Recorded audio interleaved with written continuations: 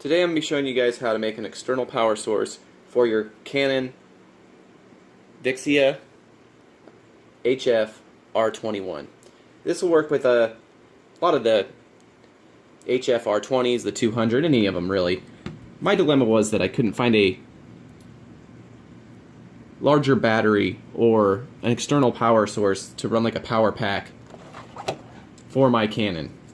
And the batteries don't last very long. Maybe a couple hours, depending on your recording type. But with what I use, only a couple hours. So I found this portable battery at Walmart, 20 bucks. It's called a Black Web. Seems like it'll do the job. Has two USB ports in the top and a micro USB charging port. Some of the things you're going to need, of course, some solder, a soldering iron, maybe some scissors, some kind of cutter, and then, just to make sure you're doing things right, a voltmeter. Now this portable battery pack outputs 5 volts, 3.4 amp max, which will be perfect for our application here. Considering the charger for the Canon has an output of 5.3 volts at 1.5 amp. Now, to do this, you're going to have to cut some cords. Like I said, I couldn't find any kind of adapter. This is a unique cord to the Canon, and so you can't find an exact one to use, so I had to cut mine. But that's okay, because I have an external battery charger for my battery anyways, so I don't really need that cord. So first thing you want to do is, well, what you're going to have to do is cut your cord.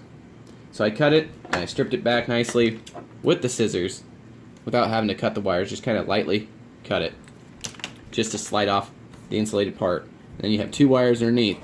Now I took this and plugged it in and hooked up the 2 leads. It's 5 volts. I wasn't worried about it. It's not going to shock you.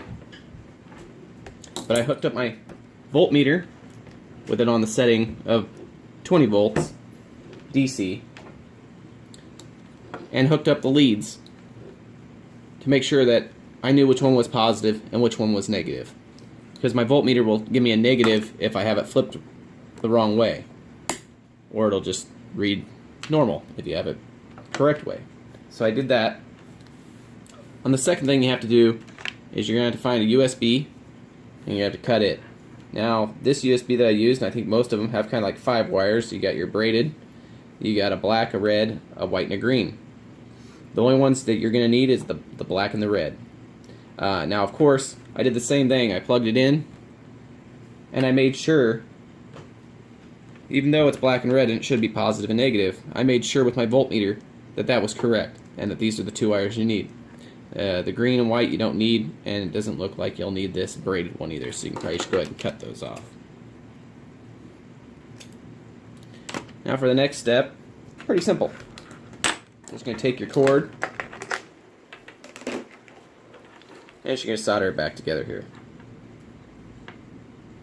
Now I've already hooked this up to the camera and did a test, and it seemed like it was working just fine. Since the voltage is all correct, everything will be great here. So I'm just going to twist these up, and we're going to get to soldering here.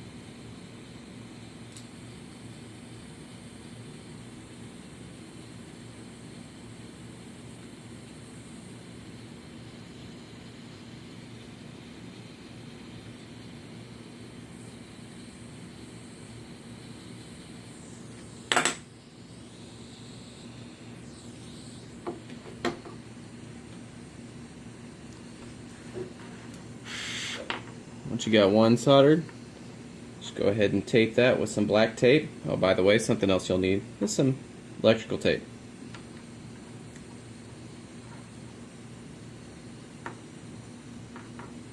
Shrink wrap would work great too.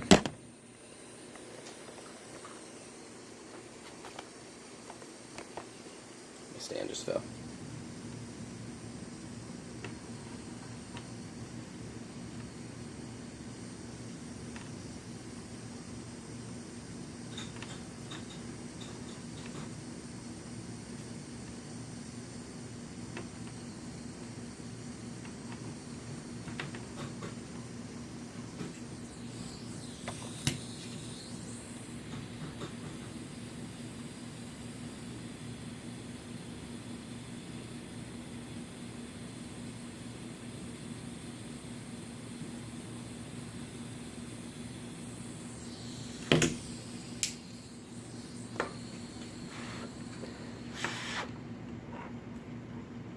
Perfect. So wrap that completely up with some electrical tape.